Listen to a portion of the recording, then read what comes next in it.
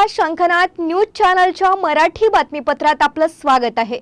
बघूयात आजच्या महत्त्वाच्या घडामोडी। विधानसभा अध्यक्षपदासाठी राहुल नार्वेकरांनी भरला अर्ज। सोमवारी होणार विधानसभा अध्यक्षांची निवड। विधानसभा अध्यक्षपदासाठी आज रविवारी राहुल नार्वेकर यांनी अर्ज भरलाय।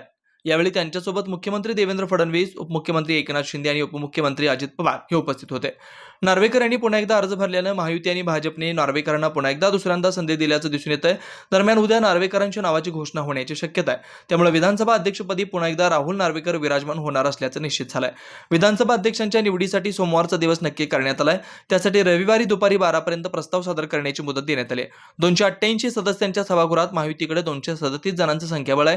त्यामुळे महायुतीच्या उमेदवाराचा विजय नक्की आहे। महायुतीच्या जागा वाटपात विधानसभेचे अध्यक्षपद भाजपकडे असणार आहे। त्यानुसार भाजपने पुन्हा एकदा राहुल नार्वेकर यांच्याच नावाला पसंती दिल्याचं समजतंय। शिंदे सरकारच्या 2.5 वर्षाच्या काळातही राहुल नार्वेकर यांच्याकडेच विधानसभेचं अध्यक्षपद देण्यात आलं होतं।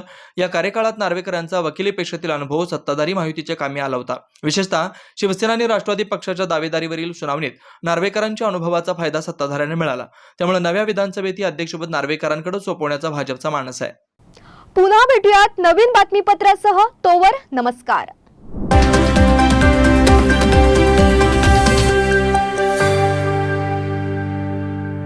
क्या आप भी चाहते हैं जटिल रोगों पर विशेष रूप से आयुर्वेदिक उपचार? तो मिलिए 77 वर्षों से आयुर्वेद सेवा में लगी हुई शिवशंकर आयुर्वेदिक एजेंसी।